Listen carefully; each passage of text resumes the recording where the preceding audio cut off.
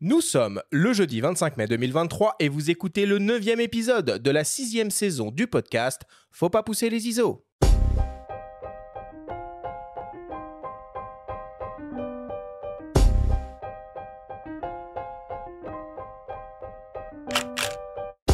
Bienvenue sur Faut pas pousser les ISO, le podcast hebdo pour tous les passionnés de photos et de vidéos. Je suis Arthur Azoulay, j'anime cette émission avec mon ami le journaliste Benjamin Favier. Cette semaine, on parle de la magie de la photo instantanée. Nous avons le plaisir de recevoir la photographe Lisa Rose, grande adepte de ce procédé, avec qui nous allons revenir sur l'histoire de la photo instantanée, comprendre comment cela marche, explorer les solutions actuelles pour la pratiquer et voir à quel point elle peut être un média social et créatif. Cette émission est présentée par Instax, les appareils photo et imprimantes pour smartphone Fujifilm, dédiés à la photo instantanée.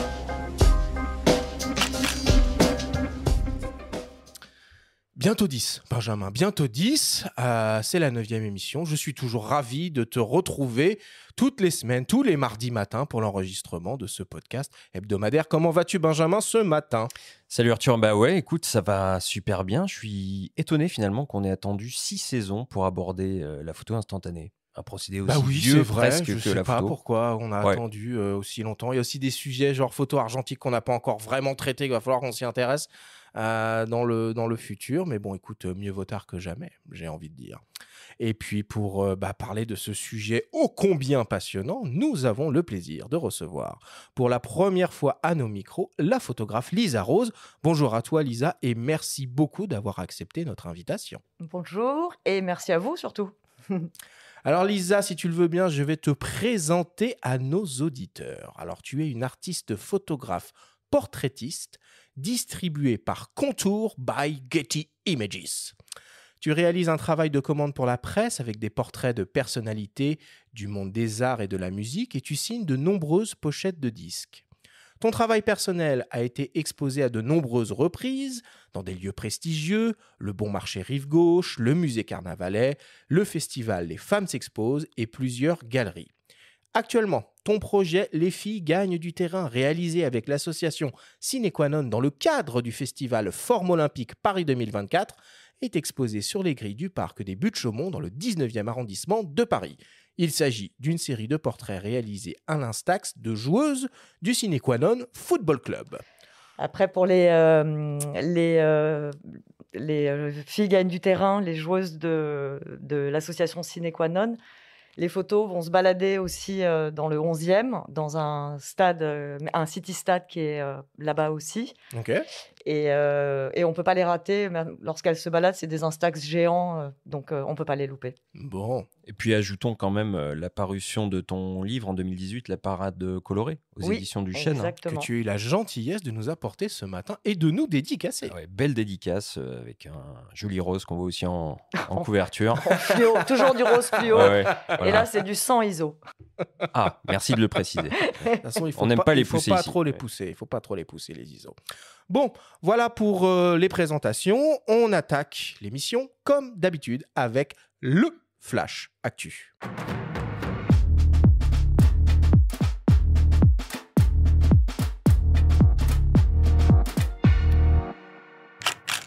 Cette semaine, dans le Flash Actu, Fujifilm lance un boîtier, une optique et une nouvelle application. Sony met à jour son compact zoom ZV1 et Canon lance une plateforme communautaire pour les passionnés d'images.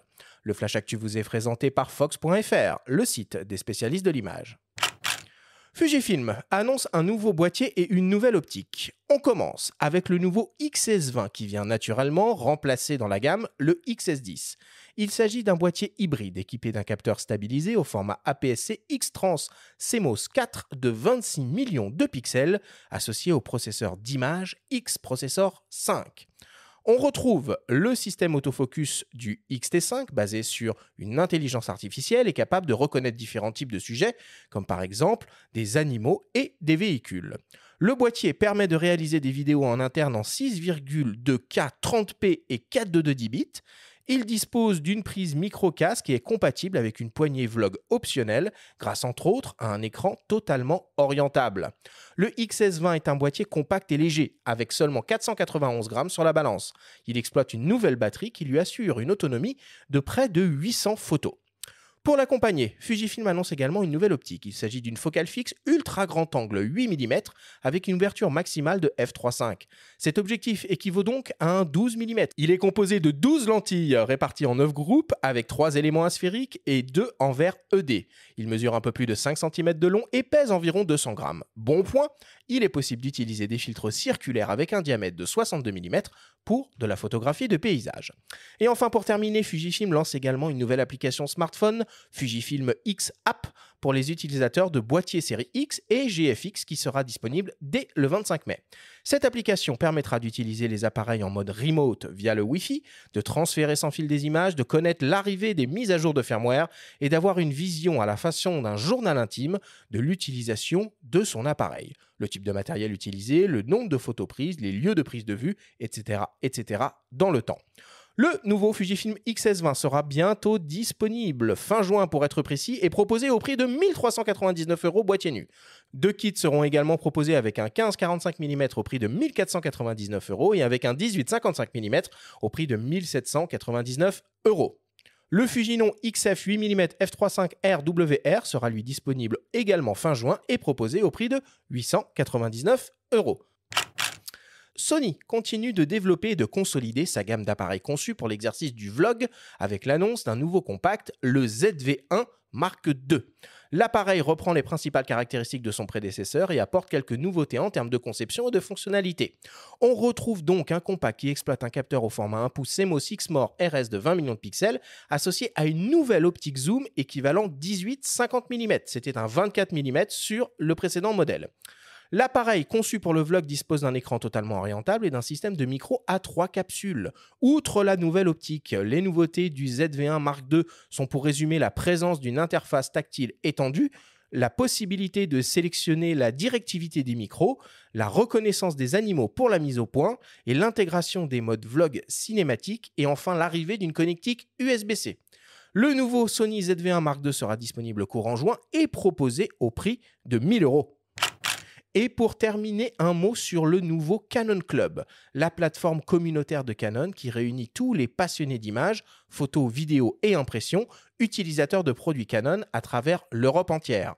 Aujourd'hui, le Canon Club compte plus de 32 000 membres. Sur le club, on retrouve des groupes thématiques pour poster des photos et échanger avec les autres membres, des challenges et des galeries d'inspiration. On vous propose d'écouter Claire Caletta de Canon France nous présenter plus en détail ce que l'on peut trouver sur le Canon Club. Alors concrètement, Canon Club, c'est une plateforme qui est accessible directement depuis notre site Canon et sur laquelle les membres vont pouvoir interagir en publiant leurs images, en commentant celles d'autres membres et en participant à des challenges qui sont régulièrement proposés par Canon. Et en ce moment, vous avez donc 2 thèmes qui sont à propos donc sur le thème de la texture.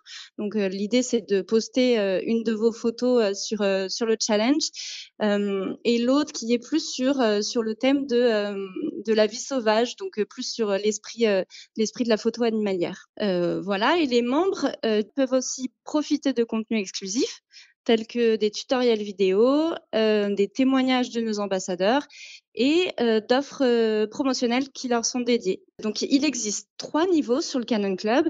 Donc, le premier niveau qu'on appelle Keep on Exploring, ensuite Keep on Creating et Keep on Mastering. Et chaque niveau déverrouille de nouveaux bénéfices. Ces niveaux, on les atteint comment ? En fait, en complétant votre profil, en enregistrant tous vos produits Canon sur votre profil et en interagissant dans la communauté, que ce soit en publiant vos photos, en commentant les photos des autres membres, vous gagnez des points et vous pouvez accéder au niveau supérieur. Moi, je terminerai juste en disant que Canon Club, ça a été lancé il n'y a pas longtemps, c'est tout nouveau et c'est voué à évoluer avec ses membres. Et donc, n'hésitez pas à nous rejoindre sur Canon Club. Pour vous inscrire au Canon Club, rien de plus simple, il vous suffit de vous rendre sur le site internet de Canon, canon.fr/canon-club, et d'enregistrer un ou plusieurs produits Canon achetés au cours des 12 derniers mois.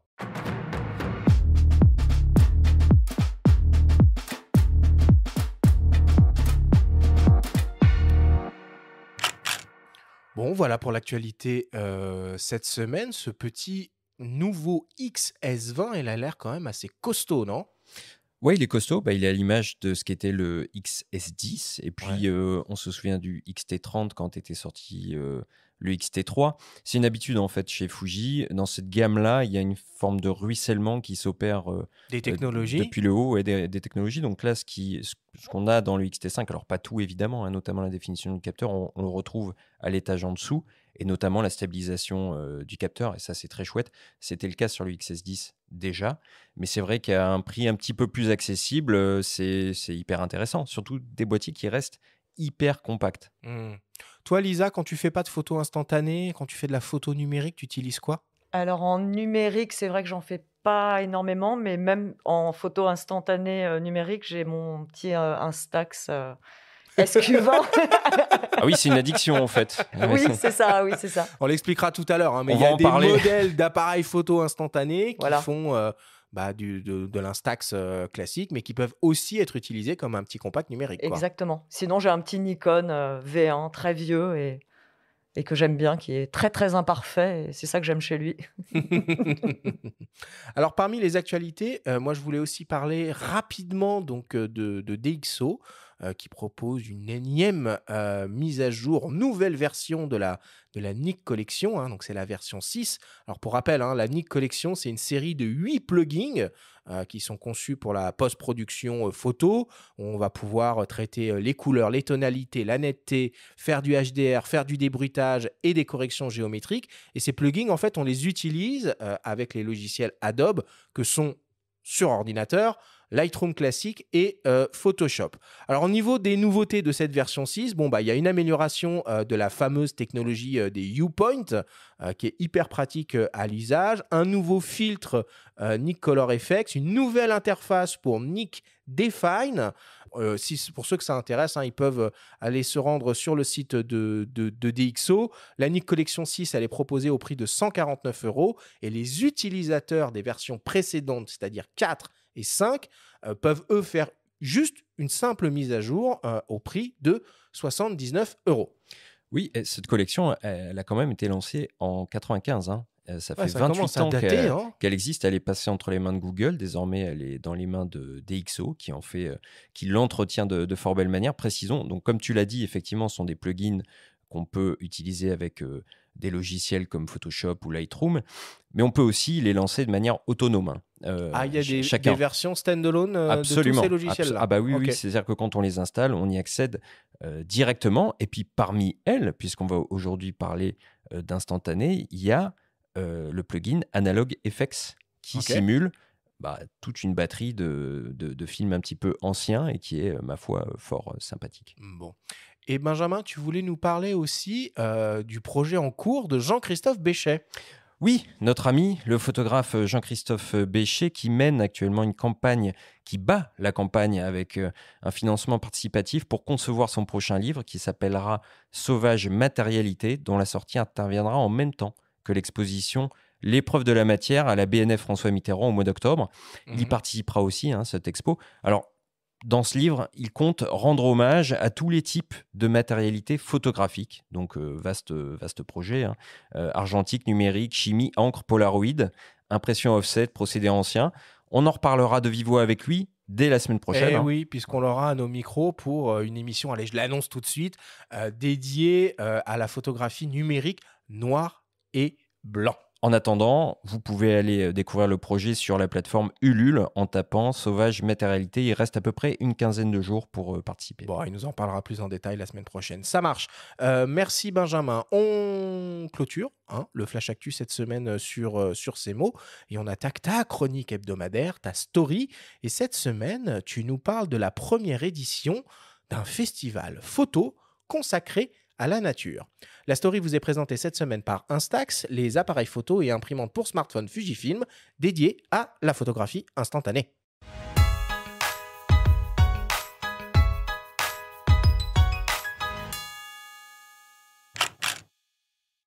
Un festival photo 100% nature à Chamonix. L'idée coule de source, mais encore fallait-il la concrétiser. Photographe depuis 40 ans, spécialiste de la haute montagne, Auteur de nombreux livres et propriétaire d'une galerie au pied du Mont Blanc, Mario Colonel fait partie des initiateurs du projet.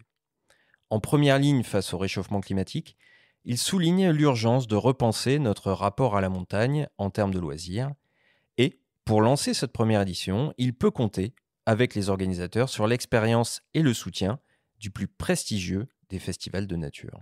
Je suis évidemment concerné par tous les problèmes climatiques parce que je retourne sur des endroits que j'ai photographiés il y a 30 ou 40 ans et je constate avec effarement l'évolution des glaciers, des corniches, enfin de tout ce qui donnait la beauté de la montagne. Et parfois, je suis surpris par simplement le message qui est véhiculé par Chamonix encore aujourd'hui, c'est-à-dire les sports extrêmes, de voir des jeunes qui sautent en hélico au-dessus du Mont Blanc, alors qu'on a une nature exceptionnelle et qu'aujourd'hui, le message, c'est de défendre cette nature. Avec un collectif de photographes, on s'est lancé dans l'idée de monter un festival qui donne la part belle à la nature et qui soit un grand festival parce qu'on a entre autres le soutien de Montier-Ander qui nous loue des expositions, qui nous aide aussi sur toute la partie création administrative du festival. Ils sont vraiment présents. Je crois qu'ils ont envie de nous aider parce que peut-être qu'il y a aussi une forme d'enthousiasme qu'on a réussi à leur transmettre.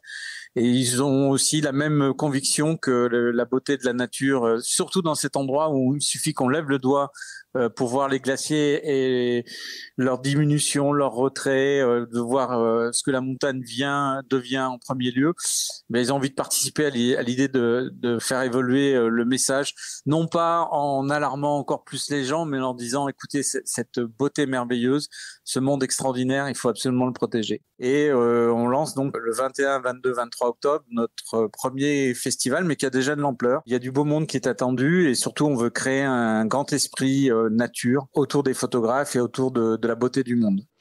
Toute la vallée est concernée, les communes de Servoz, Les Houches et Valorcine, des noms bien connus des participants à l'Ultra Trail du Mont Blanc, accueilleront des expositions, projections, rencontres et workshops. Un concours photo sera organisé autour de 5 thématiques. Parmi les membres du jury figure Éric Bouvet, qui poursuit son travail à la chambre en haute altitude quand il ne couvre pas les zones de conflit. Le jeune parrain de la première édition du Chamonix Photo Festival est un habitué de la vallée où ses images sont exposées et où il se rend régulièrement. C'est particulier pour moi parce que déjà avec Mario, on travaille ensemble depuis pas mal d'années et que mes photos sont exposées dans sa galerie à Chamonix et que c'est un lien qu'on a tous les deux avec cet endroit. Et que ça fait pas mal d'années que je viens tous les hivers dans la vallée, même depuis très longtemps pour photographier des animaux dans la neige et même en été pour voir des gens parce que je commence à connaître pas mal de gens ici que j'apprécie beaucoup.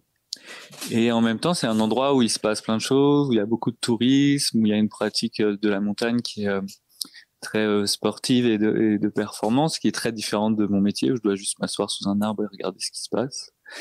Et donc le festival voudrait aussi permettre de créer ça, de montrer qu'on peut aller dehors sans faire des performances incroyables, mais sinon celle de s'asseoir et de regarder et d'attendre. Et qu'on pense, nous, que c'est un super moyen de recréer un lien direct avec notre environnement et cette nature qui était pour l'instant juste un terrain de jeu. Ouais. Donc voilà, donc je suis content si mes images et mon travail peuvent participer à ça là, dans ce festival. Vous aurez peut-être reconnu la voix de Jérémy Villet, à qui nous avons consacré une émission au coin du feu au mois de décembre dernier, juste avant son expédition en Antarctique. Une autre expérience de la glace pour lui. C'était encore plus émouvant que prévu. Donc déjà, il faut imaginer qu'on était 7 sur un bateau, mais surtout, on était pendant 2 mois sur la mer. Donc imaginez 2 mois sans dormir sur terre, sans même poser les pieds à terre, parce que à chaque fois qu'on allait à terre, en fait, on était sur de la glace ou de la neige. Donc j'ai passé 2 mois les pieds sur l'eau, dans tous ces états, on peut dire. Et moi, j'étais un peu dans tous mes états aussi, parce que c'est déjà bouleversant d'être sur l'eau pendant 2 mois, traverser les mers du Sud qui sont très agitées, on se sent super vulnérable et on vit dans un endroit qui est très vulnérable aussi, qui paraît sublime. C'est comme si vous voyez la vallée de Chamonix qui sort de la mer à plein d'endroits. Donc, on a longé la péninsule antarctique à la voile pendant 2 mois et c'était vraiment très émouvant. Et en même temps, c'était fou de voir des baleines qui viennent vous voir tous les jours, des manchots par milliers dans des colonies, cette espèce de gros château de neige. Toutes les montagnes sont remplies de glaciers. c'est très bouleversant. Donc voilà, j'en ai fait quelques photos. J'espère pouvoir partager un jour. Mais c'était bouleversant vraiment.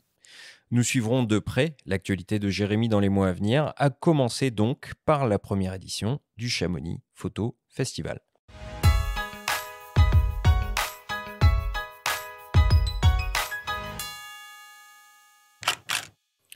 Bah dis donc, Bouvet, Villers, c'est du beau monde hein, pour cette première édition de ce festival. Comment ça va se dérouler? Ça va être un truc payant? Ça va être en accès libre? Ça se passe quand? Oui, alors ça aura lieu, donc Mario l'a dit dans une de ses interventions, ce sera du 21 au 23 octobre 2023, donc ce sera avant Montier-Ander, qui est donc partenaire de l'événement. Donc c'est un bon sponsoring, un beau partenariat pour cette première édition. M'étonnes. Et il faudra effectivement acquitter un ticket de 5 € par visiteur et par jour. Donc ça va durer 3 jours et il faudra payer cette somme-là. Bon, ça A reste priori, symbolique, ouais. symbolique, il y aura peut-être des passes qui seront proposées, je ne sais pas, d'ici là, il y a encore pas mal de choses organisées. Il est question d'un concours avec 5 thématiques, on ne les connaît pas encore, mais tout ça va venir au fur et à mesure. Apparemment, les bénévoles aussi de l'Ultra Trail du Mont Blanc, qui est l'événement phare de Chamonix, chaque année seront mis à contribution lors du festival. On peut s'attendre à un très très bel événement. Puis à l'automne, les couleurs là-bas sont magnifiques et le spectacle devrait être au rendez-vous. Les organisateurs tablent sur 5 à 6 000 visiteurs. Ah oui, quand même, Quand même, pour une hein. première Donc édition. ils sont ambitieux. Ouais. Bon, bah écoute, on souhaite tout le succès possible et imaginable à ce nouveau festival dédié à la photo de nature qui se déroulera donc en octobre dans cette charmante ville de Chamonix. On clôt la story sur ces mots, on fait une petite pause, une petite respiration avant d'attaquer notre grande discussion avec la photographe Lisa Rose sur la photo instantanée. On revient dans quelques secondes après une courte publicité. Mon premier immortalise chaque instant de la vie. Mon second est un plaisir à partager. Mon tout est à prendre et à donner. Réponse, une photo Instax. Découvrez l'univers Instax et sa gamme unique de produits et d'accessoires dédiés à la photographie instantanée. Appareil photo, imprimante pour smartphone, films personnalisés, albums, toute une philosophie photographique pour célébrer avec style et spontanéité les instants précieux de la vie. Rendez-vous sur instax.eu/fr pour découvrir Instax. Nous sommes de retour dans Faut pas pousser les ISO avec la photographe Lisa Rose pour une grande discussion autour de la magie de la photo instantanée. Alors en guise d'introduction, on vous propose d'écouter les témoignages de fans de photos instantanées. Nous nous sommes rendus au pop-up store Instax il y a quelques semaines et avons laissé traîner nos micros parmi les visiteurs. On remercie donc Laura, Chloé, Hugo, Clémentine et Estelle pour leurs témoignages.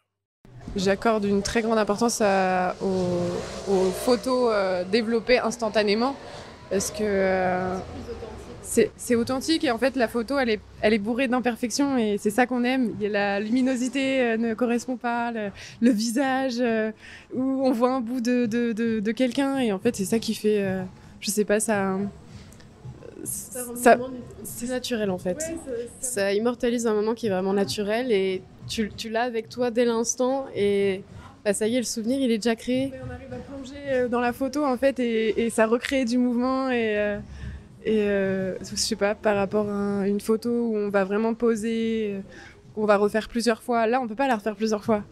Donc, et puis moi, j'adore prendre des photos, par exemple, en soirée. Et chacun repart avec sa petite photo. Et on peut l'emmener partout, on peut la mettre dans son portefeuille, on peut l'accrocher sur le frigo. Et c'est là, quoi. On n'a pas à réfléchir, il faut la développer, il faut la mettre dans un album. Non, elle est juste là, quoi.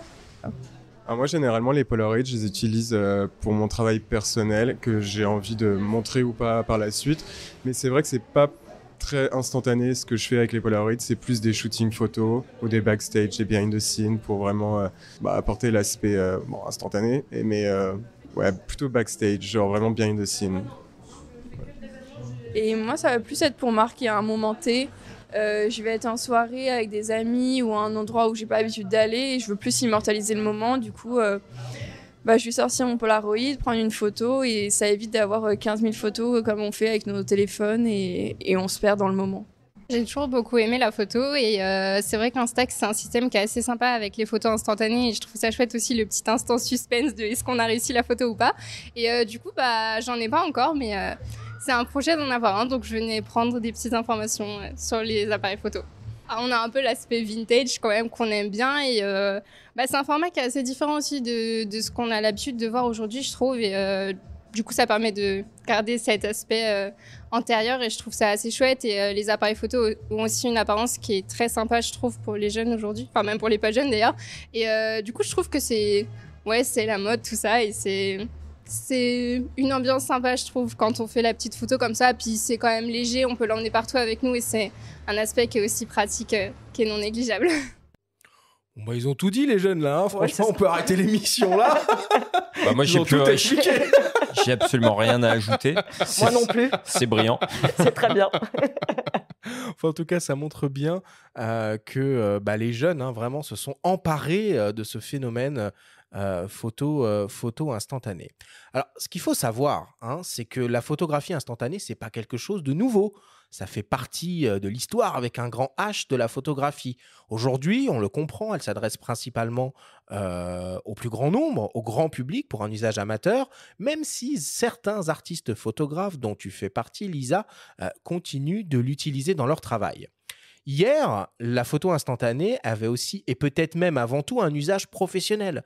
Elle était utilisée par exemple dans les studios avec des appareils argentiques, moyen format ou grand format, des chambres, et servait par exemple à réaliser des tirages de contrôle avant d'exposer du film. C'était un peu le moniteur LCD des appareils argentiques.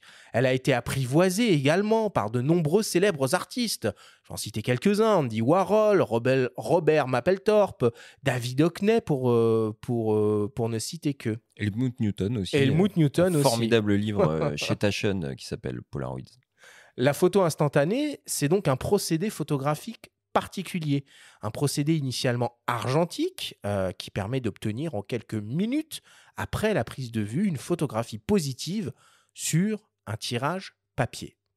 Alors, il y a quand même quelque chose de magique qui s'opère avec la photo instantanée. C'est quoi qui rend magique, à ton avis, Lisa, ce procédé ? Je pense qu'il y a quelque chose de très... que ce soit une personne de 1 an à 99 ans, c'est vraiment ça a des vertus incroyables parce que ça rend très heureux. Et qu'il y a quand même quelque chose d'une sensation à chaque fois de curiosité. C'est très interactif. Et c'est vraiment un procédé qui quand même est une chimie quand même extrêmement complexe à la base, qu'on oublie totalement. Et il y a un côté tellement simple qui est juste très essentiel finalement. On a parlé de l'histoire de la photographie avec un grand H. Dans l'histoire de l'instantané, avec un grand H, on peut citer aussi Edwin Herbert Land, qui est à l'origine de toute la conception. L'inventateur. Ouais. C'est tout simplement l'inventeur de la société Polaroid. Donc c'était en 1937 et c'est lui qui a posé les bases de la photographie instantanée. La légende veut que c'est sa petite fille de 3 ans qui lui aurait demandé pourquoi il n'était pas capable de lui montrer la photo qu'il venait juste de prendre d'elle en fait. Parce qu'il n'avait pas de smartphone à l'époque. Et suite à ça, non, effectivement, en 1943, il n'avait pas de smartphone. Et suite à ça, il s'est mis, il a planché en fait sur tout le projet. Et puis, en 1947, il a dévoilé pour la première fois sa technologie lors d'une réunion annuelle à l'Optical Society of America. Et le premier prototype du Land Camera était capable de produire une image en moins de 60 secondes. Et c'était les débuts de la photographie instantanée. Mais c'est quand même assez extraordinaire ce procédé. Et puis même avec les appareils actuels, on a toujours ce côté, on voit apparaître progressivement l'image sur le papier. C'est un tirage papier. Les jeunes, ils ont moins l'habitude d'avoir des tirages photographiques papier entre leurs mains. Et puis c'est un tirage unique, on ne peut pas faire 2 fois la même. Y a ça, il y a la magie du tirage papier, donc de cette matérialité. Et il y a le culte de l'objet aussi, on l'a entendu dans les petits témoignages, puisque il y a un petit revival, comme l'argentique d'ailleurs, de ces objets avec un petit côté vintage qui séduit même les plus jeunes. Pourquoi, Lisa, toi, tu as décidé de travailler régulièrement avec ce procédé ? C'est vrai que c'est une invention quand même extraordinaire de Edwin Land, qui est quand même assez fascinante et on peut très vite oublier la technique. C'est vrai que moi, je suis plus sur une photo très instantané, que je ne maîtrise pas. J'adore justement laisser place au hasard selon la lumière, selon plein de facteurs qu'on ne maîtrise absolument pas. Et c'est vrai que la photo argentique et encore plus instantanée me procure justement ces sensations extrêmement... Ouais, c'est très joyeux en fait comme photo. Je trouve qu'il y a quelque chose d'amusant. Et c'est vrai que l'instantané, c'est très simple. Parce qu'on a l'impression que c'est très simple, on appuie, mais en fait, on a tout un petit laboratoire et des petits laborantins avec soi. Et on a cette photo qui ou va révéler un aura ou quelque chose. Et c'est ça que j'aime énormément dans la photo instantanée. C'est de ne pas maîtriser finalement. Pourquoi, selon vous, c'est les jeunes qui sont les principaux utilisateurs, adeptes actuels de la photographie instantanée? Question que je pose à tous les deux, Lisa et Benjamin. Il y a quelque chose d'interactif, je pense, finalement. Et puis, c'est vrai qu'on s'est un peu... il y a une espèce de boulimie aussi dans les photos numériques, les appareils. Et là, justement, avec la photo instantanée, on doit peut-être plus réfléchir à son cadre. Enfin, on réfléchit un petit peu plus à faire une photo que de déclencher tout le temps. Oui, puis il y a cette volonté de ralentir un petit peu le flux. Hein. Ils l'ont dit aussi dans les témoignages. Et de pouvoir afficher... Finalement, il y a un motif aussi de décoration, d'ornement avec ces photos qu'on peut prendre. Ça peut être le temps d'une soirée et ça fonctionne super bien. Ça peut être des souvenirs qu'on laisse. Et finalement, là encore, ce besoin de matérialité dans ce monde numérique, finalement. Ouais, c'est une autre cadence, c'est un autre rapport au temps, finalement. On prend un autre moment, un autre temps qui est qui est un peu ralenti, finalement, par rapport à toutes les technologies de maintenant et c'est boulimie d'images, quelque part, je pense. Oui, puis il y a le temps aussi que l'image se révèle et finalement, cette petite magie de l'instantané, elle s'opère à ce moment-là, donc plus ou moins longuement selon les procédés. Avec les Instax, ça va quand même relativement vite et c'est vrai que pour les jeunes, c'est fascinant. Et puis les jeunes aussi, ces générations-là, elles n'ont pas connu finalement la photographie argentique comme nous, mon cher Benjamin, on a pu encore connaître un petit peu, mais par contre, ils ont toujours vu traîner des polas dans les archives photos de la famille, au cinéma, dans la pop culture. Je veux dire, cet objet, il est quand même iconique et hyper présent. Donc c'est une manière un peu d'aller toucher un peu le passé, le côté nostalgique de cette époque-là où les choses étaient peut-être un petit peu plus simples que maintenant. Parole de Yeuve. Ouais, c'est ça. Moi, j'ai l'âge d'un Asix 70, donc... Ah bah je l'ai, d'ailleurs. J'aime beaucoup, mais ça, on y reviendra. Non, mais ils ont l'âge de... Enfin, ils ont la possibilité avec ça de mettre les mains dans la chimie sans mettre les mains dans le bac. Et surtout, à des tarifs qui sont bien plus accessibles aussi. C'est vrai que là, la photographie instantanée, c'est pas le même coût que développer des pellicules argentiques. Ouais, là, ça reste quand même... c'est pas donné. On va en parler, hein, mais... bon. Mais ça reste accessible, surtout avec la possibilité offerte par certains appareils de pouvoir sélectionner ces images avant de les tirer pour éviter de faire n'importe quoi et d'obtenir des images ratées. Mais alors, bien sûr, hein, comme pour beaucoup de monde, la photo instantanée, ça rime souvent avec le nom Polaroid. Hein. Donc, tu l'as évoqué, hein, l'inventeur de ce procédé. Alors, Polaroid qui s'est transformé progressivement en Pola. Et il y a plein de gens qui parlent de photographie instantanée avec ce terme-là, Pola, sans savoir qu'ils sont en train de faire référence à une marque. Et d'ailleurs, c'est pas rare de voir arriver des gens dans les pop-up Instax ou dans les magasins demander des Pola alors qu'en fait, ils veulent des films pour leur Instax. Et l'histoire de Polaroid, en plus, elle est assez fascinante parce qu'elle est pleine de rebondissements et on devrait et on fera très probablement une émission entière dédiée à ça. Oui, il y a eu pas mal de rebondissements, mais à la base, Polaroid, c'est une société qui se concentrait sur un matériau polarisant qui servait à fabriquer des lunettes de soleil. Ah bon ? Eh oui, et le nom de la société vient de là en fait et fait référence au polariseur, to polarize en anglais, et du suffixe oïd renvoyant une certaine idée de ressemblance. Voilà pour la petite histoire. Aujourd'hui, en plus des films instantanés, des appareils photo instantanés, ils font des enceintes Bluetooth MP3. Bon, ça se disperse un petit peu, on en reparlera. Non, mais il y a toute une émission qui peut être faite sur le sujet. Éventuellement. Et l'épopée Impossible Project, il s'est passé beaucoup de choses très intéressantes. Bon, en tout cas, quoi qu'il en soit, aujourd'hui, il y a plusieurs acteurs qui proposent de la photographie instantanée et de manière différente. Évidemment, à l'heure actuelle, le plus connu, c'est Fujifilm, avec son fameux écosystème Instax, mais il y a aussi l'homographie, il y a Canon, il y a Polaroid, on en a parlé, et il y a même Leica. Alors certains, ils proposent des appareils. Leica fait des pots, là. Certains proposent des appareils, d'autres des films, et d'autres encore les deux. Fujifilm, pour rentrer un peu dans le détail, propose donc des appareils photo Instax et des films argentiques Instax, et vont même un peu plus loin, puisqu'ils ont développé des mini-imprimantes conçues pour les smartphones, qui permettent donc d'imprimer les photos qu'on a prises avec son smartphone sur des films Instax. Canon, c'est différent. Ils ont de la photographie instantanée, c'est toute la série des Zoé Mini. Alors là, c'est pas de l'argentique, c'est une autre technologie qui s'appelle Zero Ink, que d'ailleurs Polaroid utilisait aussi à une époque, et qui rend des petits formats, c'est des petits autocollants, c'est assez rigolo. Leica, lui, il propose un appareil uniquement, il s'appelle le Sofort. Et lui, Sofort. Sofort. C'est-à-dire immédiatement en allemand. Et lui, il fonctionne avec des films Instax. On a l'homographie. L'homographie, évidemment, qui a toute une gamme d'appareils photo instantanés qui fonctionnent avec des Instax. Et enfin, Polaroid, qui lui, depuis assez peu, finalement, repropose donc des appareils et des films. Quoi qu'il en soit, c'est quand même Fujifilm qui a lancé les Instax à la fin des années 90, qui, en quelque sorte, a donné une espèce de seconde vie à la photo instantanée grand public après la fin de Polaroid en 2008.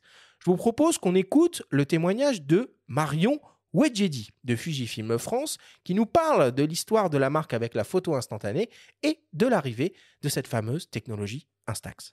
Fujifilm, donc une entreprise principalement connue tout ce qui est lié au développement de la chaîne de l'image et notamment sur la partie argentique avec une technologie qui est vraiment de pointe. Donc dans les années 90, en effet, ils ont beaucoup de films, notamment du format 135, et c'est justement fort de ce succès-là que Fujifilm s'est après un petit peu orienté sur l'instantané, un peu plus ludique, un peu plus fun, en lançant son premier Instax dans les années 90, donc en 98 avec le premier Instax qui était le Mini 10. Donc fondamentalement, c'était issu d'une idée très simple, c'était surtout associer le côté pratique d'un appareil qu'on peut amener partout avec soi, comme on pouvait le voir notamment avec les appareils prêts à photographier de l'époque, mais aussi rejoindre la passion qu'avaient les utilisateurs des photos de petit format, et notamment très appréciées au Japon. Je ne sais pas si vous avez l'occasion de vous rendre au Japon, mais on peut voir des cabines un petit peu partout dans les rues où on peut obtenir une petite photo un peu customisée. Donc c'est vraiment parti de ces deux postulats-là, le côté pratique et le côté tangible d'une photo papier. Donc c'est là en fait qu'est né le concept cool nomade de l'Instax. Alors oui, c'est Fujifilm qui fabrique ses propres films, qui dispose de sa propre chimie. D'ailleurs, l'usine, il n'y en a qu'une et une seule. Elle est située juste à côté du mont Fuji. Historiquement, en fait, elle était dédiée aux pellicules pour le cinéma et la photo vraiment argentique. Et maintenant, elle est 100% dédiée, enfin, il y a une ligne en tout cas qui est 100% dédiée à l'Instax, et ce pour tous les films consommés dans le monde entier. Alors, c'est vraiment la force, encore une fois, de Fujifilm et d'Instax, c'est qu'on a réussi à proposer en fait une gamme de produits assez large, qui justement peut répondre à tous les besoins des utilisateurs. Donc ça peut vraiment aller d'une cible très jeune, un enfant par exemple qui va utiliser son appareil photo lors d'un goûter d'anniversaire, mais aussi bien les nostalgiques qui justement ont connu cette période de l'argentique et qui ont envie de partager des choses avec les générations plus jeunes. Ça va être les personnes, les baroudeurs qui voyagent, qui ont besoin en fait de laisser une trace tangible pour des voyages qu'ils réalisent et des personnes qu'ils vont rencontrer. Et la force d'Instax, c'est qu'aujourd'hui on est présent sur 3 catégories de produits, donc les appareils photo très analogiques qu'on connaît tous, qui nous parlent, les digitaux, donc là ça va être des des produits qui, in fine, produisent une photo papier, mais sur lequel on va pouvoir apporter des modifications. On va avoir un écran de prévisualisation, des filtres, enfin des choses un peu plus photographiques. Et aussi, plus récemment, sur les imprimantes pour smartphone. Donc là, on va un petit peu à l'envers. On va utiliser toutes les photos qu'on a dans son téléphone et les imprimer sur du papier Instax. C'est vrai ça d'ailleurs que finalement l'un des réseaux sociaux les plus connus et utilisés des photographes, il a été inspiré à la base par la photographie instantanée, hein, Instagram, Ouais. qui au début ne permettait que de mettre des photos au format carré. C'est rigolo quand même. Exactement, ouais, c'est vrai. Bah, même l'appli emblématique Ipstamatic à l'époque sur les iPhones, elle fonctionnait beaucoup comme ça aussi. Hein. Ouais. C'était Et ça du sortait un espèce de format carré, puis chocolat. avec Ouais. des espèces de rendus analogiques qui finalement faisaient pas mal penser à l'instantané aussi. Mm.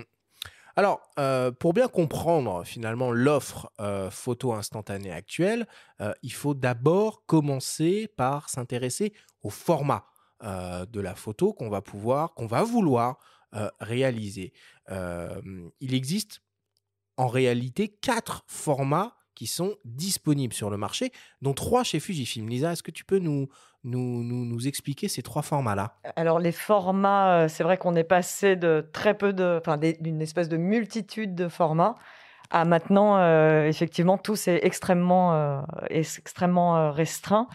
En Instax, effectivement, il y a 3 formats.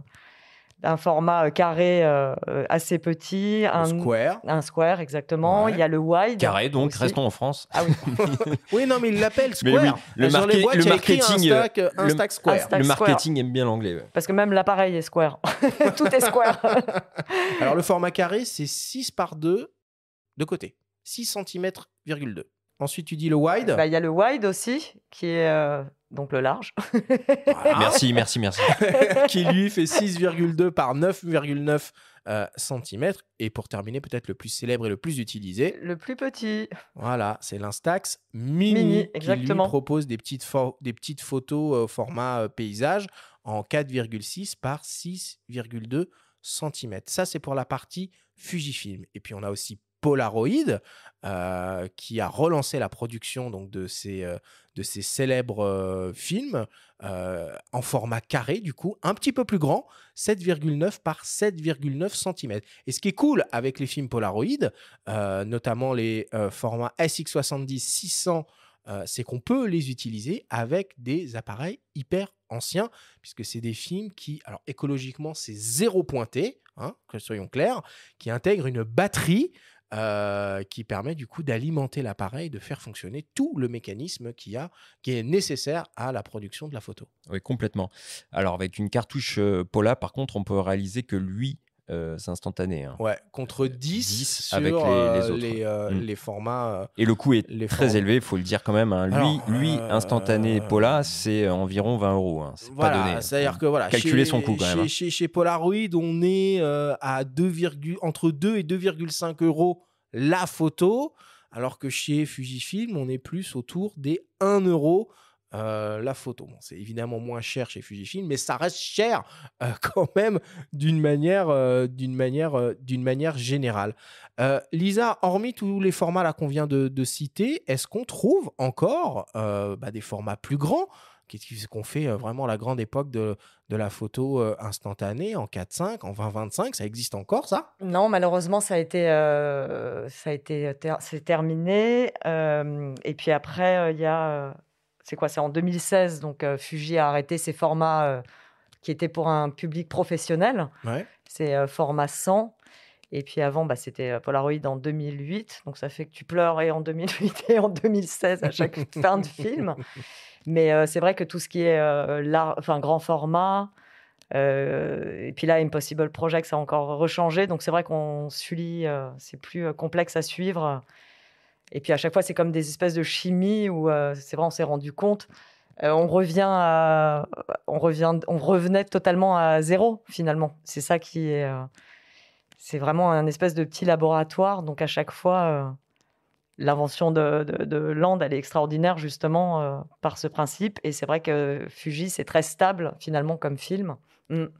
Et toi, sur ton bouquin, tu as bossé en grand format, mais t'as pas gardé quelques stocks Alors, j'en de ai. films? Alors, oui, effectivement, c'est fait à la chambre 4x5, qui est transformé pour accueillir un dos Polaroid ou un dos Fuji. Donc, effectivement, c'est des formats, des films qui sont totalement périmés. Donc, ça pouvait fonctionner comme pas du tout.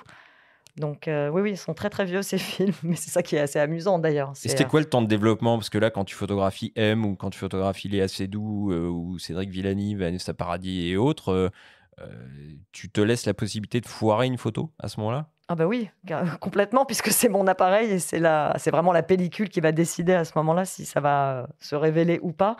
Et en plus, c'est très particulier ce travail avec la chambre, c'est qu'à partir du moment où je mets mon dos Polaroid, je ne peux plus vérifier, changer ma netteté. Donc c'est vrai que c'est ça qui donne aussi un côté très posé à mes photographies, c'est que mes modèles ne doivent absolument plus bouger. Parce que s'ils bougent, c'est flou, on fout en l'air la photo, on doit tout remettre, parce que voilà, ça se passe comme ça. Et j'adore, c'est vrai, ce genre de... À chaque fois, à chaque image, en fait, c'est une nouvelle aventure, parce que tu ne sais pas ce que tu vas avoir. Quand tu attends ton temps de développement, on est tous là, on croise les doigts en se disant « Oh, génial, j'espère que ça va marcher ». Et puis, donc, ça peut être... Il y a des prises de vue là-dedans qui ont été faites juste avec 2 images, d'autres avec 5, ou sinon, il faut partir au milieu du pack de films pour trouver une pellicule qui va marcher. Parce que c'est vrai que chaque film, c'est complètement organique. La chimie, elle est totalement organique. Et même d'une photo à une autre, tu peux avoir ou un petit peu selon un tout petit mouvement de lumière ou quelque chose, un peu plus bleu, un peu plus... Non, c'est ça qui est assez génial. Ouais, c'est quand même contrainte max, hein, la photo instantanée. Alors moi, je me suis rendu quand même sur Internet, hein, pour essayer de trouver des grands formats d'occasion périmés. Et j'ai trouvé un gars sur Le Bon Coin qui actuellement, il vend 3 boîtes de Polaroid 2025 périmés, donc des Polapan et Polacolor. Et les 3 boîtes sont quand même affichées au prix de 800 €. Donc c'est du délire absolu. Et par contre, quand on se balade sur le site actuel de Polaroid, il y a toujours une page qui propose donc des plans films 8-10 ou 20-25 cm. Alors, il n'y a plus de stock malheureusement. Et le prix affiché était de 190 € pour 10 photos, ce qui revient à peu près à 20 balles, grosso modo. La photo en 20-25, si un jour, ça jamais, ça revient en stock. En tout cas, ce qui est super chouette, donc avec les petits formats, hein, qui sont proposés soit par Polaroid, soit par Fujifilm, c'est qu'il y a plein de déclinaisons possibles. On va trouver de la couleur, évidemment, mais depuis assez récemment, Fujifilm propose aussi du noir et blanc. Il y a des péloches qui vont être un peu teintées, et puis... voilà, les constructeurs, ils s'amusent beaucoup avec les cadres, hein, qui cachent la chimie et qui entourent le tirage final. On va trouver des kits avec des cadres décorés, avec des thèmes genre Spider-Man, Fiesta, machin, truc bidule, ou des trucs un peu plus épurés avec des cadres de couleur. Et puis il y a tout un écosystème, hein. Il y a des albums qui existent après pour ranger tout ça. Oui, voilà. Quand on met le nez dedans, enfin, c'est impressionnant. Le film My Fujifilm, enfin, le site My Fujifilm, c'est une jungle, hein. Bon, en tout cas, une fois qu'on on a choisi un peu le format de photo qu'on souhaite faire, bon, il faut maintenant évidemment s'intéresser à l'achat de l'appareil pour les réaliser. On s'est entretenu avec Jérôme Geoffroy, qui a écrit un ouvrage sur la photo instantanée qui s'appelle Paula & Co, qui est paru chez Duno en 2017 et qui gère également le site argentique.net. On lui a demandé qu'il nous donne quelques conseils pour faire le bon choix d'appareil photo. On l'écoute. Alors, les appareils photo instantanés, il y a 3 marques qui vont proposer des modèles. On va avoir Fuji avec les Instax, Polaroid avec les Now Génération et les Polaroid Go. Et on va avoir Lomography qui propose aussi toute une gamme. Si vous voulez acheter un appareil photo instantané, il faut se demander ce que vous voulez en faire. Si vous voulez faire de la photo de famille, des copains, partager ces photos avec un rendu, avec des couleurs qui ressemblent à ce qu'on a l'habitude de voir. L'Instax Mini 11 ou 12 de chez Fuji sont très bien. Ils ont des modes selfie, on va pouvoir tendre les bras, on va pouvoir se prendre en photo. Tout est optimisé pour avoir un bon rendu. On va pouvoir avoir une gamme ensuite un petit peu supérieure chez Instax. Alors, pas en termes de qualité. Par contre, on va avoir des petites options, des corrections d'exposition. On va pouvoir éclaircir, assombrir sa photo. Et si on veut du grand format, on va avoir l'Instax Wide. Mais mon préféré chez Instax, ça serait le SQ1, qui est un appareil photo, pas beaucoup d'options, mais un format épuré, carré. Donc c'est l'Instax Square dans la gamme Polaroid. Alors eux, ils n'ont pas beaucoup de modèles. Leur Polaroid avec le E-type au niveau du film. C'est un seul modèle avec un flash plus puissant. Ils avaient un flash qui n'était pas très puissant au tout début, donc ils se sont améliorés par rapport à ça. Par contre, ce qui est intéressant avec le Polaroid, c'est la manipulation du film. C'est-à-dire que si on veut être plus créatif et avoir vraiment cette sensation d'être un créateur en mettant les mains dans le cambouis, c'est-à-dire qu'on va pouvoir enlever l'émulsion, la remettre sur du papier, on va pouvoir toucher le film avec beaucoup plus de créativité. On va vraiment pouvoir s'amuser aussi avec ce type de film. Voilà, le film Polaroid a toujours son intérêt, mais il faut bien avoir en tête qu'il a un rendu beaucoup plus doux que le film Instax. Et pour en revenir à l'homographie, ils ont des appareils. J'en ai un, moi, perso, le Lomo Magellan, qui a un objectif de 21 mm, qui a une très bonne netteté. Il a un objectif en verre et on va pouvoir faire des photos.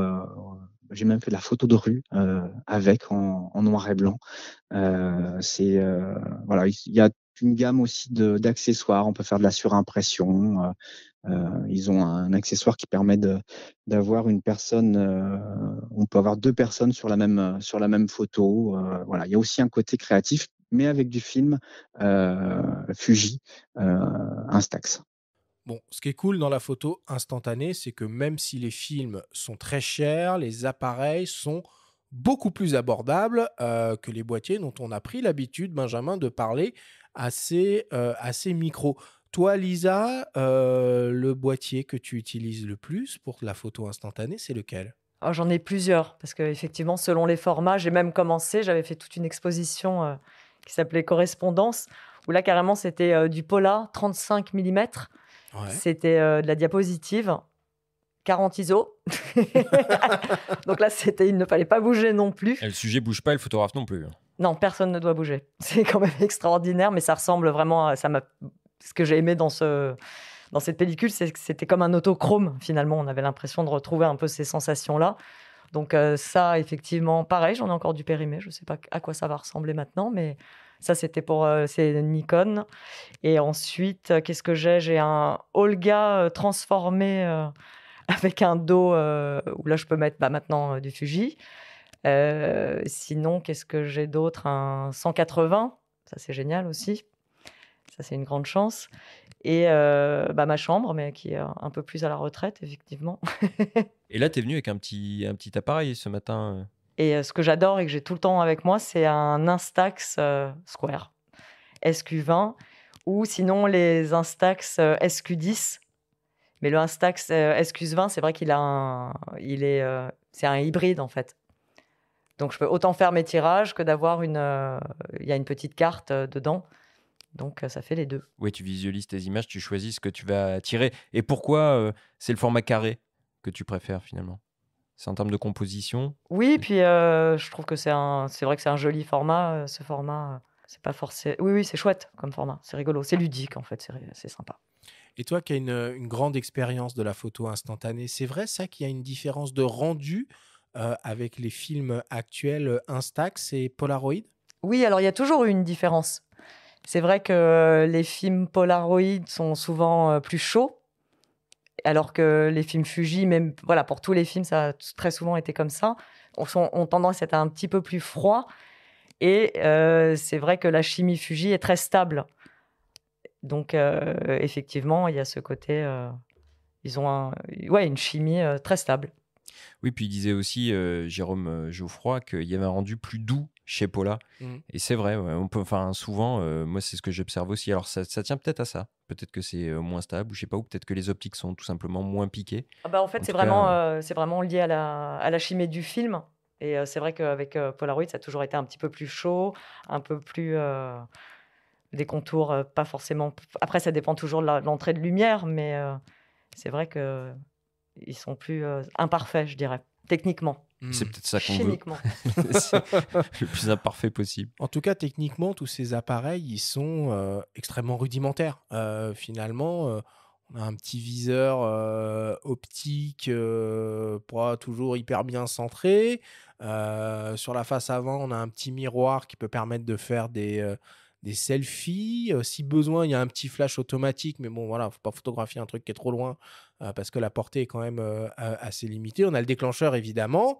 La mise au point, on oublie. On travaille à l'hyperfocale, on met tout à plus de 30 cm et normalement, tout devrait être dans la zone de netteté, obturateur fixe, ouverture fixe, obturateur automatique. C'est vraiment la base de la base de la base, ces boîtiers.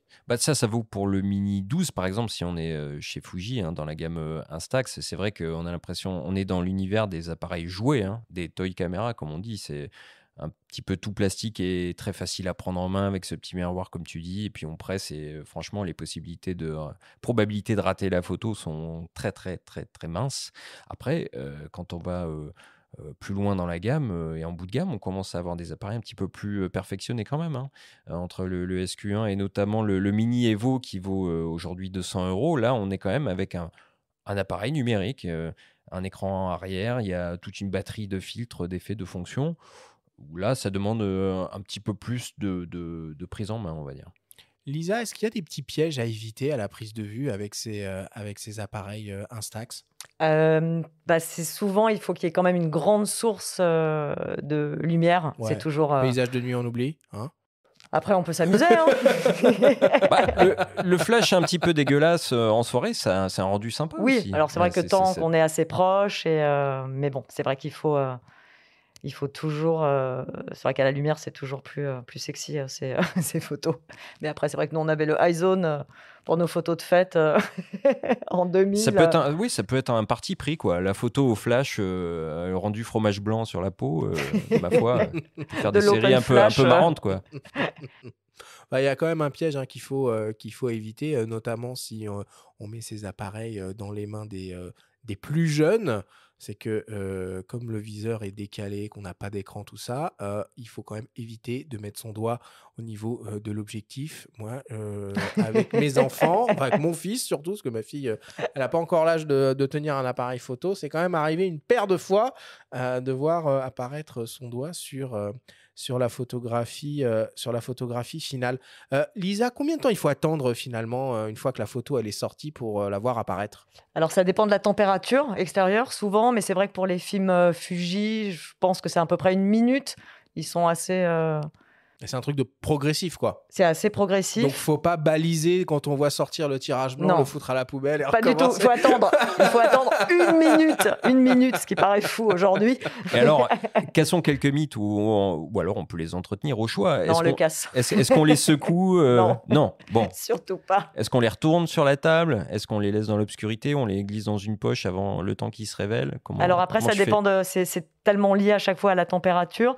Mais c'est vrai que ce mythe de secouer le polar, en fait... Ça fait tes sons de la chimie, moi, ça me paraît tout à fait logique. Oui, mais c'est génial, truc, parce que quand on observe bien certaines des photos, il y a comme des espèces de petits... ça part, en fait, la chimie. Comme un liquide qui a glissé. Exactement, et en fait, c'est le pouce qui a trop secoué. Donc non, idéalement, c'est de les laisser... là, comme les Instax, la chimie est très stable, donc on peut les poser même au soleil, ça se développera un petit peu plus rapidement. Mais c'est vrai que c'est la température qui fera tout. Ce ne sera pas les mêmes conditions au pôle Nord. Ce qu'il faut bien avoir en tête quand même, c'est que là, évidemment, on ne développe pas ça dans cette émission, mais le procédé chimique qui se cache derrière les Instax ou les Polaroid, c'est un truc de maboule, c'est vraiment de la haute technologie. Ah oui, c'était un génie. Bon, Alors, maintenant, on va parler usage, parce que bah, voilà, ces petits boîtiers, aussi simples soient-ils, permettent de faire beaucoup de choses et des choses très créatives. On vous propose d'écouter le témoignage d'un photojournaliste qui s'appelle Jérémy Lampin, qui a réalisé tout un projet avec des appareils photo instantanés sur les routes du Tour de France l'année dernière. Alors effectivement, j'ai travaillé j'ai fait un projet sur les routes du Tour de France. En fait, je voulais savoir comment allaient les Français après 2 ans de Covid. Et la meilleure manière pour moi de le savoir, je me suis dit un événement qui serait pas mal et rassembleur, le Tour de France, parce que c'est un événement gratuit. En plus, ils sont au bord de la route. Donc je me suis dit, ce qui serait intéressant, c'est d'aller les rencontrer à ce moment-là, pendant cet événement sportif-là. C'est un projet que j'ai mené comme un vrai reportage photo, parce que moi je suis vraiment reporter photographe, je suis photojournaliste comme on dit, avec une carte de presse. Et une fois que j'avais eu l'idée, je me suis dit mais à quel format je peux le faire, parce qu'il y avait le Tour de France avait été notamment couvert par plusieurs photographes de renom comme Harry Gruyère, Robert Capa, Depardon et d'autres. Et je me suis dit, il faut que je sorte un peu du lot, que je fasse autrement. Et donc, j'ai décidé de m'orienter vers l'instantané et l'Instax, parce que tout simplement, il y a 5 ans, quand j'avais vu pour la première fois le Tour de France qui passait à côté de chez moi, je me souviens d'avoir cette vision qu'on a tous eu à un moment, c'est-à-dire que quand vous voyez les coureurs arriver, au loin, en fait, au départ, ils sont flous, et quand vous les voyez passer, ça va tellement vite que vous n'êtes pas sûr d'avoir identifié ce que vous croyez. Et je me suis dit, mais c'est un peu comme l'image instantanée, c'est-à-dire que par moment, quand on fait une photo avec ce type d'appareil, on a des surprises et on n'est pas sûr, entre le déclenchement et ce qui sort, d'avoir l'image qu'on avait en tête. Et puis c'est aussi l'appareil de monsieur et madame tout le monde, quoi, des années 2000, on avait tous des Polaroid dans les années 90.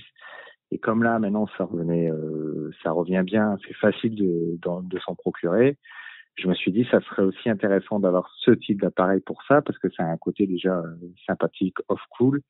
Et pour aborder les gens, c'est d'une simplicité génialissime. C'est-à-dire que quand vous dites, voilà, je fais un projet, je voudrais savoir un petit peu pourquoi vous êtes sur le tour, racontez-moi comment ça se passe pour vous, etc. Parce que j'étais parti aussi avec un carnet et puis mon petit crayon.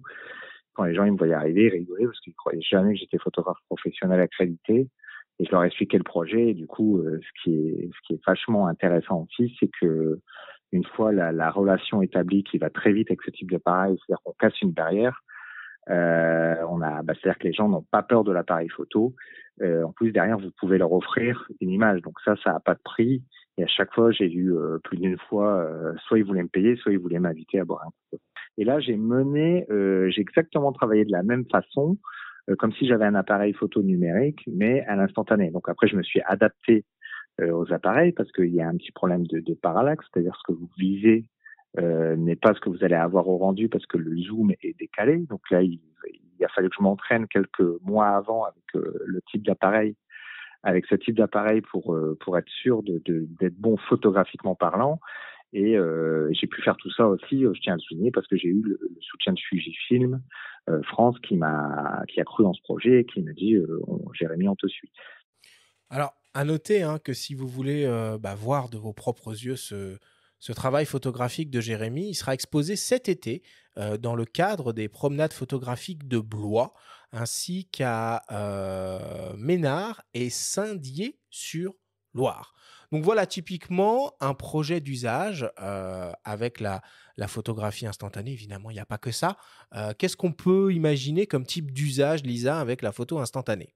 Que ce soit dans une approche artistique ou dans une approche très grand public amateur. Je pense que c'est vrai que ça éveille chez chacun des sensations où chacun finalement trouve son interprétation, ce moment suspendu, un autre rapport au temps. C'est une photo aussi un petit peu plus poétique, je trouve, puisque comme de fait, on ne la maîtrise pas forcément à 1000%. Ça laisse place, oui, et puis pareil, c'est exactement ce qu'il disait, cette interactivité entre les gens. Cette notion de partage, elle est vachement intéressante, je trouve. C'est magique avec, c'est vrai, avec la photo instantanée. On partage avec l'objet en plus qui interpelle. Exactement. Qui décrédibilise sur le moment, mais qui du coup rend l'interaction plus ludique et plus spontanée probablement, qui permet d'obtenir du coup Tout à fait. des clichés qu'il n'aurait jamais obtenus avec son appareil traditionnel de photojournaliste. Et le fait de pouvoir donner aux gens finalement une trace. Souvent, quand on est photographe en numérique, on peut aller au bout du monde et puis prendre des photos de certaines personnes qu'on ne recroisera jamais. Oui, mais t'arrivé dans certaines contrées, au fin fond du Bénin, du Groenland, de prendre une photo numérique et d'avoir avec moi mon instantané et de refaire la Ah même ouais, c'est photo ça, et génial. d'offrir le tirage instantané aux personnes. Et là, mais c'est l'impression d'avoir fait un cadeau extraordinaire et qui est pourtant d'une simplicité Oui, c'est pour ça, banale. c'est vraiment un rapport très universel, finalement, très Absolument. essentiel et très universel. Ouais. Et c'est vrai, c'est un peu comme lorsqu'on voit une Fiat 500, bah, on sourit forcément. Bah, c'est vrai que. Exactement. C'est vrai que. On n'est pas pris au sérieux. Ouais, c'est ça, Mais c'est vraiment ça. Non, mais Donc, ça a un succès monstre, hein, parce que bon, je sais pas si vous avez fait quelques mariages ou réceptions, cérémonies, Et après, fiesta. ouais, il y a tout un business aussi là-dessus. Ces dernières Les années. photobooths, Mais voilà. Donc pour ce qui est de l'événementiel, la photo instantanée, c'est quand même chouette. Il y a même des boîtes qui sont spécialisées, donc notamment quand on prépare son mariage, et qui peuvent vous louer une série de 10 Instax avec des péloches que vous pouvez poser sur les tables, et les invités, voilà, ils s'amusent avec ça pendant le repas, ils font des photos. Alors vous leur donnez ou vous les gardez, c'est vous qui décidez, mais ça a un grand succès aussi dans ce sens-là. Oui, tout à fait. Ou à prévoir, en même temps qu'on prend les tirages, toujours un petit feutre, parce qu'on peut aussi les annoter, on peut jouer, on peut laisser des mots, on peut. Ah, c'est vraiment un outil assez créatif. oui, sans forcément énormément de contraintes selon. Enfin, maintenant, avec les appareils, c'est moins de matériel. Enfin, voilà, il y a plein d'interactions assez incroyables. Mais c'est vrai qu'on se rend pas compte qu'il y a quand même eu. C'est un peu, je fais toujours un petit parallèle entre la musique, avec ce retour au vinyle, par exemple. C'est vrai que la musique a été un petit peu en avance sur ce qu'a vécu la photographie. C'est-à-dire qu'on est passé de la cassette au CD, avec justement pareil, avec un espèce d'engouement maintenant pour le vinyle. Et la photo instantanée est en train de vivre ça. Mais c'est vrai qu'entre le moment où il y a eu l'arrêt pour tous les professionnels, enfin la photo instantanée professionnelle, et le retour maintenant à cette photo qui est effectivement, ou dans les événements, ou... Oui, puis il y a des ponts à faire sur ce retour au rétro, entre la musique, entre la photo. On le voit aussi d'ailleurs, les fabricants ressortent des appareils. Fuji a comment dire, conçu des appareils avec des lignes un petit peu rétro. Les fameux X100 sont des appareils hybrides à visée un petit peu télémétrique aussi, enfin visée réelle et visée hybride, avec un look de boîtier télémétrique des années 60. Nikon ressort un ZFC aussi qui emprunte à son FM2. Puis si tu pousses le truc, voilà. t'as Leica qui ressort en argentique et Pentax qui est en train de travailler Ricoh qui sur sort, un compact, quoi. et Ricoh qui annonce un réflexe argentique fin compact, 2023 a priori, quand même. Compact, ça a évolué un petit peu. Le premier boîtier, ce sera un compact. En tout cas, un appareil argentique fin 2023. Donc bon, là, on est en plein dans la vague rétro. Et puis, pour en revenir 2 secondes là sur la photo instantanée, pour les enfants, pour les initier à la photographie, c'est une autoroute, hein, franchement. Alors une autoroute c'est quand même plus sympa que de faire ça avec un smartphone, quoi. Confier ça à un enfant, l'autoroute va coûter pour le coup très très cher. Il faut encadrer, il faut mettre des péages, il faut des limitations de vitesse, tout ça. Mais c'est magique et évidemment, ils adorent. Alors, si on sort un peu de cet usage, on va dire, un peu grand public de la photo instantanée, on peut faire des choses aussi très créatives en technique spéciale, hein, d'une certaine façon. Et toi, Lisa, tu les tortures littéralement, les photos instantanées. Tu peux nous expliquer ce que tu fais subir à ces pauvres photos? Alors ça dépend, c'est toujours pareil, parce que c'est vrai qu'il y a quand même... Je pense j'ai essayé des gammes et tellement d'appareils, allant du sténopé Polaroid quand même qui a existé. C'est vrai qu'il y avait le côté... parce que Polaroid aussi à la base, c'était aussi une photographie des films médicaux. Donc il y avait un aspect scientifique et médical. Donc ça c'est pareil, j'ai essayé justement ces grandes photos qui sont comme une espèce d'énorme diapo avec un plastique où j'ai fait faire d'après des tirages cibachrome de très haute qualité. Donc du coup, on sent bien le petit contraste. Ouais, le petit contraste. Mais c'est vrai que c'est ça qui est très amusant, parce qu'il y a un rapport à la matière. On touche. Donc si on a envie de... Là, la photo, par exemple, du musicien Chassol, c'est une photo où j'ai pris juste du bic. Et c'est vrai que je me suis amusée à griffonner un peu lorsqu'on est au téléphone avant. À l'époque du SX70, on griffonnait toujours sur... Donc, il y a plein de possibilités. Il y a les transferts. Ah oui, le fameux transfert Pola, Ça, magnifique. En grand format, ça en jette. Ah quand oui, c'est ça réussi, c'était impressionnant. Mais bon, fallait pas rater non plus parce que... un peu compliqué, un peu cher. Non, mais il y a plein de gens qui ils les grattent, ils les brûlent, ça donne des effets complètement surréalistes. C'est un côté un peu random, la photo instantanée, qui est quand même super appréciable. Oui, puis on peut aussi imaginer ou faire de belles mosaïques. Ça marche très très bien aussi avec plein de polas, des expositions multiples, de la surimpression. Enfin, il y a pas mal d'effets qui sont possibles. Il y avait Daido Moriyama qui avait fait une oui. exposition extraordinaire où il avait tout reconstitué sa chambre justement avec que du SX70. Ça, c'était extraordinaire. Mais c'est vrai qu'il faut s'amuser en fait. Il faut... Alors c'est vrai que parfois d'une façon professionnelle, moi c'est vrai que je dépasse totalement les contraintes techniques. C'est pas ça que je cherche là-bas. Enfin sur un film instantané. Et c'est vrai qu'on peut s'amuser, faire des collages, faire. Bon, faut pas trop les découper quand même, parce qu'il y a quand même de la chimie dedans, donc c'est pas c'est pas dingue, mais il y a plein de choses à faire effectivement, c'est vrai. Bon, on va conclure sur ces mots et on passe à la suite de l'émission en attaquant le débrief.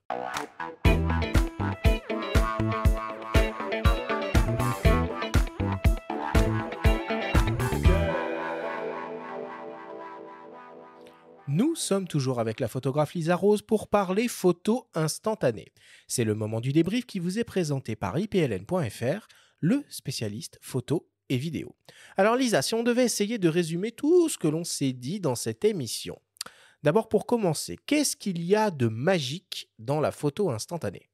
Elle a toutes ces vertus finalement d'être, comme on a dit tout à l'heure, interactive, joyeuse et universelle, indémodable, parce que ça marche toujours avec de 1947 à aujourd'hui. Ça procure toujours ces sensations. Et c'est une technologie, une chimie complexe, finalement, pour un rapport à la photo extrêmement simple, finalement. Pourquoi est-ce que tu as adopté la photo instantanée pour une partie de ton travail ? Parce que c'est une alchimie, je dirais, de l'intemporel et de la non-maîtrise, finalement. Et ça laisse une grande part au hasard.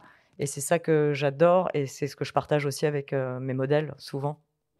Et quelles sont les raisons, d'après toi, qui font que les jeunes aujourd'hui se sont emparés de l'instantané ? Je pense que c'est justement, je pense que ça fait vraiment ça fait écho à des sensations. Et je pense que des sensations c'est amusant, c'est exaltant. Enfin, je pense qu'il y a plein d'adjectifs qu'on ressent. Et je pense que la photo instantanée crée des sensations et on s'amuse bien surtout. Oui, ça c'est vrai. Pourquoi est-ce que finalement le mot Pola est devenu un terme, on va dire, générique pour parler de photo instantanée ? C'est vrai que c'est gravé dans un inconscient collectif qui se transmet un petit peu de génération en génération. Et puis comme on mélange un peu et le procédé et le format. Et ça reste, finalement, c'est ça. Donc maintenant, il faut dire Pola et Instax. Oui, puis la raison tient sûrement à l'invention de la société et à la création de la société Polaroid par Edwin Herbert Land en 1937, puisque tout part de là. Ouais, c'est un peu après comme tous ces objets un peu cultissimes qui prennent leur nom, le fameux bic, le frigidaire, et il y en a Q-tip. Et il y en a le Q-tip qu'on utilise beaucoup avec les transferts de Polaroid. Il y en a beaucoup comme ça. Combien ça coûte environ un appareil photo instantané actuel, un Instax, et combien ça coûte surtout de faire une photo ? La photo, c'est cher. La photo, c'est cher. À peu près 1 euro chez Fujifilm, entre 2 et 2,5 euros chez Polaroid. Ouais. En fait, on donnera à nos auditeurs peut-être le même conseil que quand on choisit une imprimante grand public, c'est-à-dire regarder le coût des consommables. Parce que a priori, l'appareil est abordable et c'est le cas. Hein, les Instax Ça démarre Mini à 12, 80, c'est à peu près 80 €. 90, ça doit monter à 300 pour les plus beaux modèles, peut-être, quelque chose comme ça. Voilà, chez les Lomo, on ira jusqu'à 300 €. On trouve de beaux appareils à la fois numériques et qui permettent aussi d'imprimer des photos à environ 200 € pour le Mini Evo chez Instax. Mais il faut regarder effectivement le coût des consommables. Et donc là, on est sur, comme tu l'as dit, environ 1 € le tirage Instax et 2,5 € le Pola. Faut pas déclencher, faut pas mitrailler. Mais ça a toujours été comme ça. C'est ça qui est assez étonnant. Même, C'est que ça a jamais même à la changé. grande époque, c'était cher. Ouais, même à la grande époque, les appareils faits pas pour les professionnels n'étaient pas forcément onéreux. En revanche, le film l'a toujours été. Mais à la fois, je pense que il faut le prendre du côté super positif. C'est qu'on fait moins de photos, Exactement. on réfléchit plus à sa photo. Et en plus, on a son laborantin, on a un mini labo, on a un inventeur et de la science géniale dans ce petit carré, ce square. Et il faut vraiment prendre c'est une autre manière de créer finalement et de faire une photo. Oui, on sacralise un moment quelque part. Au moment où on déclenche. Donc c'est plus économique. Ouais, à la fin. Ouais, au final, en fait, c'est plus qualitatif. Enfin, vous m'avez perdu. Vous m'avez perdu. Pardon. C'est pas grave. Je me suis emballée. Lisa, quel type d'usage on peut faire de la photo instantanée en tant qu'amateur ou même, pourquoi pas, photographe professionnel ou artiste-auteur? C'est pareil. Si on est très heureux que son modèle est content et qu'on aime sa photo, non, je pense que c'est un vrai rapport assez différent un peu au temps, à la technologie. Voilà. Et Benjamin, toi, tu nous disais dans l'émission que tu emmenais toujours un instantané au cours de tes voyages pour laisser une trace. Oui, tout à fait. Alors bon, quand on calcule un petit peu le poids de ses bagages, etc., c'est pas forcément toujours évident de le faire, mais un petit boîtier Instax ou parfois j'amène mon SX70 sur des destinations qui me tiennent vraiment à cœur avec une cartouche. Et ce ne sont pas des Pola ou des instantanés que je vais prendre pour moi, mais que je vais donner aux gens, que j'aurais pris en revanche en photo avec un appareil numérique traditionnel, ce qui permet de laisser une trace, d'être dans du partage plutôt que de prendre, parfois dans certaines mêmes civilisations, on dirait voler une photo. On laisse quand même un souvenir et puis ça crée sur le moment une belle interaction. Donc c'est quelque chose, si on peut le faire, que je recommande. Est-ce qu'il y a des pièges à éviter à la prise de vue quand on utilise un petit instantané, que ce soit un Instax ou un Polaroid? Souvent, c'est en photographie, on se rend compte quand on fait une erreur, finalement, l'expérience sert à se dire « Ah non, je ne referai plus jamais ça ». Mais bon, c'est vrai qu'après, il faut faire un petit peu attention pour les viseurs. Il ne faut pas se mettre trop la pression, effectivement, en se disant « Ça va être cette image, comme ça ». Il faut un peu prendre ça avec légèreté, je pense. Puis il faut quand même une belle quantité de lumière, sauf à déclencher le flash, fait. pour être sûr d'avoir une image à peu près lisible. Il faut, plus il y a de lumière, plus c'est pas mal finalement. Et puis, la photo instantanée étant aussi souvent pratiquée dans des moments de joie festifs qui peuvent, dans certains cas, être un peu alcoolisés.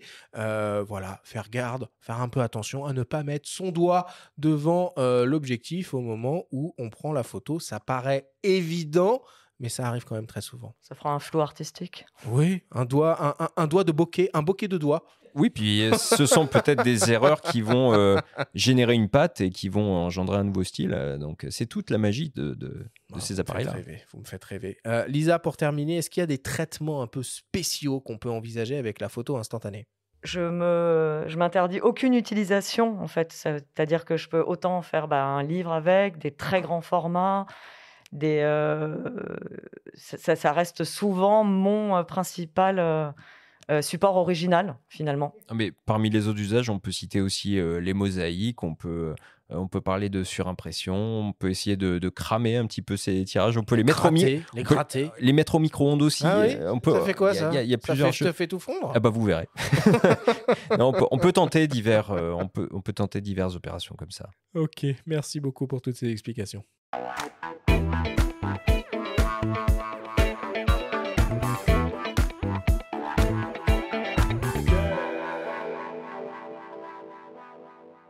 Il est temps de passer à la dernière partie de cette émission et d'attaquer le traditionnel quiz.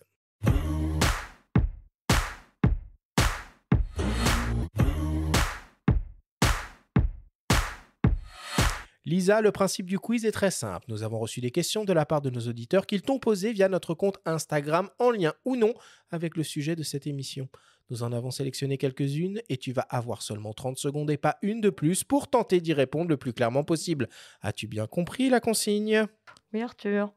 Alors, on démarre tout de suite avec une question qui nous vient d'un dénommé Chris.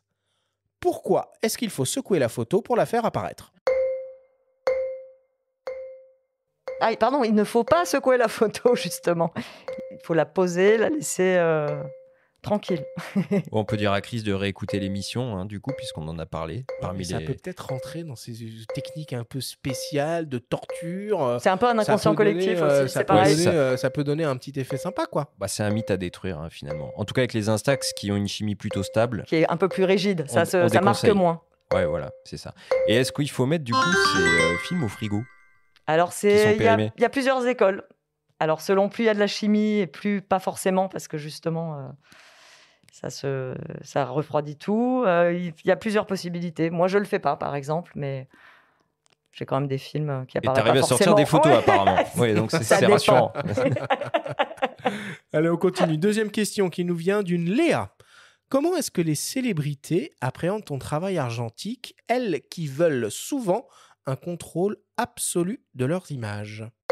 Finalement, ça crée quelque chose d'encore plus libre.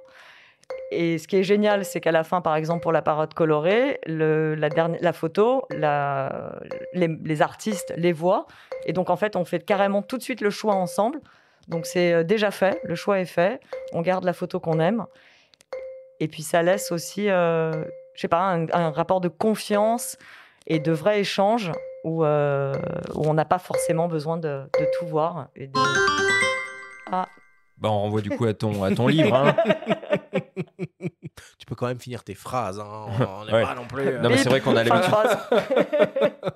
Mais on renvoie du coup à ton livre, La parade colorée, dans laquelle on peut voir de nombreuses personnalités justement photographiées.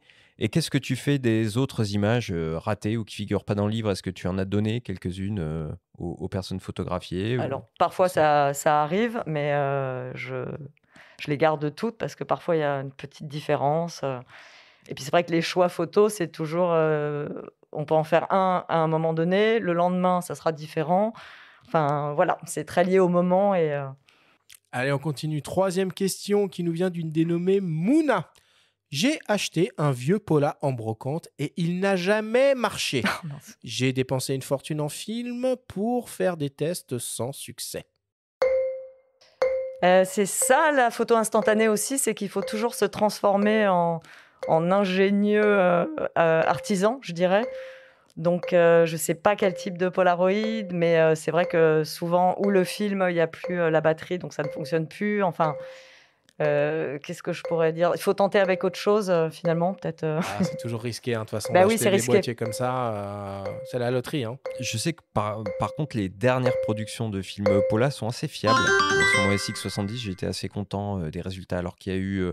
d'autres productions auparavant avec The Impossible Project qui étaient un petit peu plus aléatoires. Ah bah complètement, il revenait à une chimie à zéro. Moi, ça m'est arrivé de faire une photo le matin, de revenir le soir, il n'y avait plus rien dessus. Exactement. Et là, c'était une photo qui ne supportait pas la lumière. C'était de l'art éphémère, mais poussé un peu à l'extrême. Ouais. Ah bah oui. Ça me fait penser, Benjamin, on aurait dû mettre en ouverture de cette émission l'extrait des visiteurs au compte à Valérie Lemercier qui demande le Pola. Est-ce que vous avez un Pola? Un quoi? Un Polaroid, Jacques. Le nôtre est cassé, les enfants l'ont jeté dans les cabinets. Oh non, on n'a pas de Pola, non. Et puis je m'appelle Jacques-Henri, pas Jacques. Non, mais... Comprenez-moi, Jacquard. Quatrième question qui nous vient d'une dénommée Claire. Moi, je photographie avec mon smartphone mes photos Instax pour les poster sur Instagram. Est-ce que c'est pas un peu zinzin comme démarche, ça? Bah non, c'est très bien. Il n'y a aucune démarche. C'est chouette, justement, parce qu'il y a et le côté organique et le côté numérique. Et sinon, c'est très bien. Il faut se laisser très expérimental, parce que la photo instantanée, c'est expérimental. Donc, il n'y a pas de règles. Et c'est ça qui est bien. C'est l'alchimie du hasard, je dirais. Ah, c'est pas à ces micros qu'on va te juger, hein, cher Claire, ça, c'est sûr. C'est vrai que sur Instagram, les photos instantanées où on voit le petit cadre, le machin, petite mise en scène de fond de table, un petit café, tatati, un petit rayon de soleil, c'est du like garanti, hein, mes amis. Et enfin, pour terminer, Lisa, une question de mes soins, une question qui tue. Cette semaine, la question est très simple. Instax Mini ou Instax Wide? Instax Wide. Ah, développe un peu. Instax Wide. Totalement organique. Et pour les paysages, avec beaucoup de lumière, c'est quand même très très beau parce qu'il a un grain. La surface est plus grande, donc forcément, il a un très joli grain quand même. Et petite pensée à Fujifilm, s'il vous plaît, sortez-nous un Instax Extra Wide encore plus grand. On veut encore plus grand en photo. 4x5. Instantané. Un Instax panoramique, ce serait formidable. Il y a le jetable qui est génial, mais il n'est pas ressorti en panoramique. Ça, c'est extra aussi. Allez, on conclut le quiz là-dessus.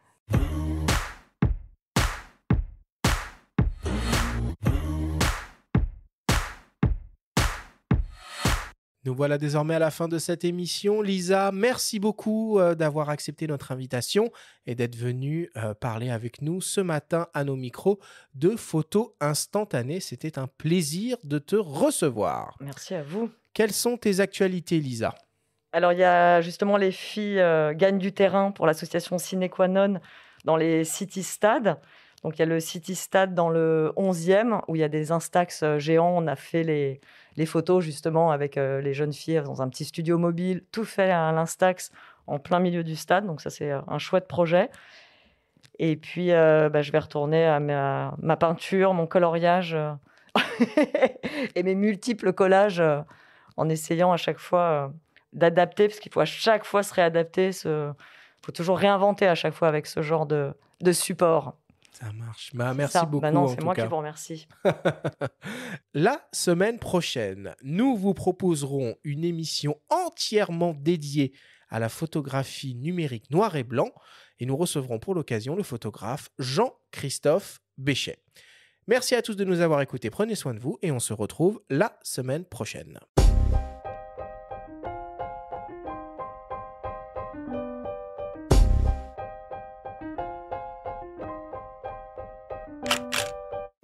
C'était Faut pas pousser les ISO, le podcast hebdo pour tous les passionnés de photos et de vidéos. Toutes les semaines, retrouvez Arthur Azoulay, Benjamin Favier et leurs invités pour parler de sujets matos, techniques et inspiration. Cet épisode vous a été présenté par Instax, les appareils photo et imprimantes pour smartphone Fujifilm dédiés à la photographie instantanée. Abonnez-vous à notre chaîne et retrouvez l'intégralité de nos émissions depuis toutes les plateformes d'écoute, comme Spotify, Apple Podcasts, Google Podcasts, Deezer, Amazon Music et YouTube. Si vous aimez notre émission, n'hésitez pas à liker, à vous abonner et à nous laisser un petit commentaire. Rendez-vous jeudi prochain pour un nouvel épisode. D'ici là, faites de la photo et n'oubliez pas, faut pas pousser les ISO.